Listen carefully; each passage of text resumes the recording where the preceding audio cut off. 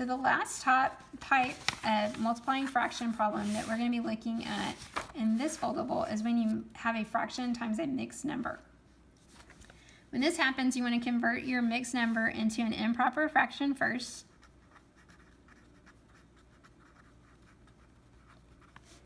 Multiply the fractions,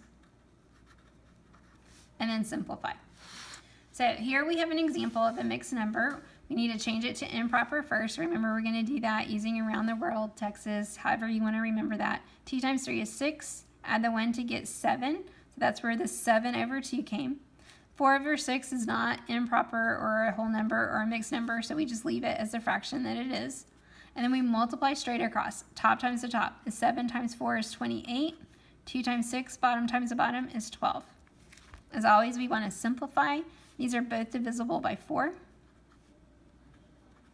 28 divided by 4 is 7. 12 divided by 4 is 3. To make this into a mixed number, typo. Top goes in, bottom goes out. 3 will go into 7 2 times. Subtract the 6 and have a remainder of 1. So my whole number is 2. My remainder is my numerator. And 3 is still my denominator. 2 1/3 because 1/3 is simplified.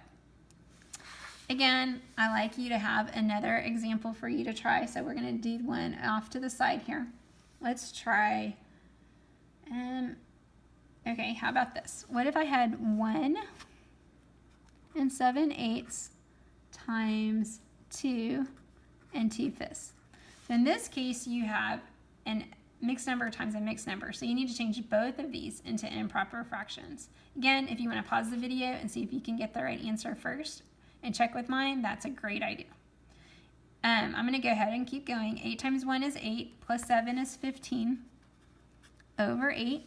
Over here, 5 times 2 is 10, plus 2 is 12. So times 12 over 5. So I need to do top times the top, 15 times 12. I'm going to come down here, or actually I'm going to go over here. Actually, I'm going to do it right here. 15 times 12 is 10, carry your 1. 2 times 1 is 2, plus 1 is 3. Start with a 0. 1 times 5 is 5. 1 times 1 is 1. When I add these up, I get 180. So this becomes 180 over 40. Now I don't want to leave it like this. I want to go ahead and divide it. So 40 into 180 will go 4 times. 4 times 140 is 160. When I subtract, I get 20. So I can rewrite this as 4. 20 is my numerator. 40 is my denominator. Now this can still be simplified. These are both divisible by 20. So this becomes 4. 20 divided by 20 is 1. 40 divided by 20 is 2. And 1/2, which is simplified, so my final answer is 4.5. So what did we do for a fraction times a mixed number? We changed our mixed numbers into improper fractions using around the world or Texas, and then we multiplied. After multiplying, we always simplify. Don't leave your improper fractions like they are, like in the improper form. Go ahead and change them to mixed number.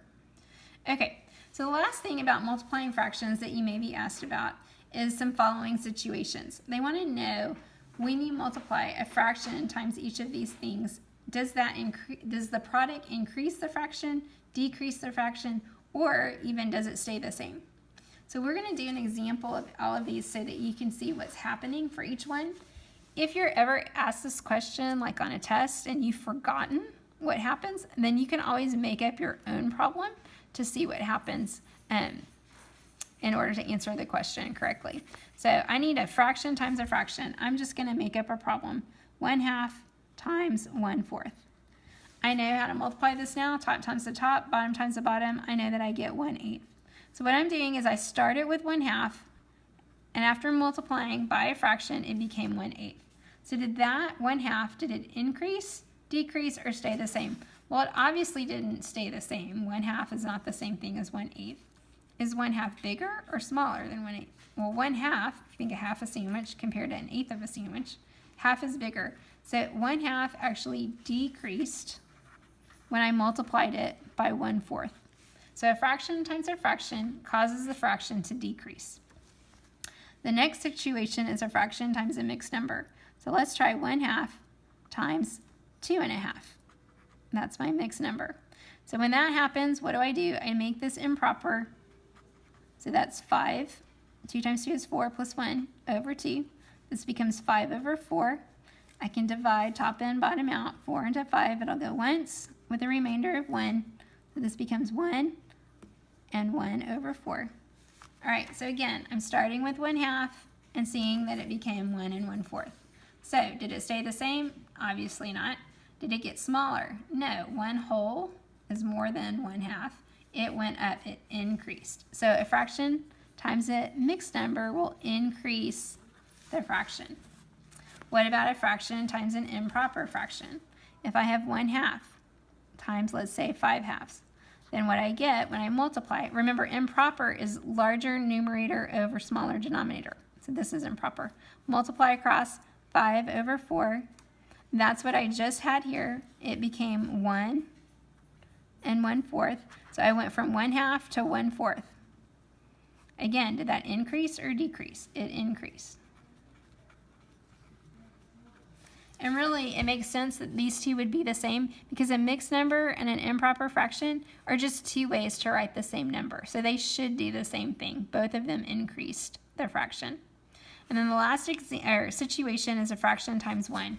So what happens when you multiply 1/2 times 1? Well, anything times 1 is just the same number. So this is 1/2. It stayed the same. It neither increased or decreased. So if we just take a minute to think about that and see if it makes sense, let's talk about it. If I start with anything times a fraction, it actually doesn't even have to be a fraction times a fraction, anything times a fraction. When you multiply something by a fraction, you're multiplying by something less than 1. So would it make sense to decrease the number? Absolutely. If something times 1 is the same thing, then multiplying it times something less than 1 makes sense that that would decrease the number. The reverse is also true. When you multiply something times a mixed number, because it's a whole number plus a smaller fraction, is always going to be more than 1. Okay, the smallest whole number it can have is 1, but then it's always going to be a little bit more than that. So when you multiply by something that's greater than 1, does it make sense for that thing to increase? Well, yeah, it kind of does. So again, when you're multiplying by less than 1, you're decreasing. When you're multiplying by greater than 1, and both of these would, you're increasing. And then as always, when you're multiplying by 1, it will stay the same. All right, guys, that's multiplying fractions.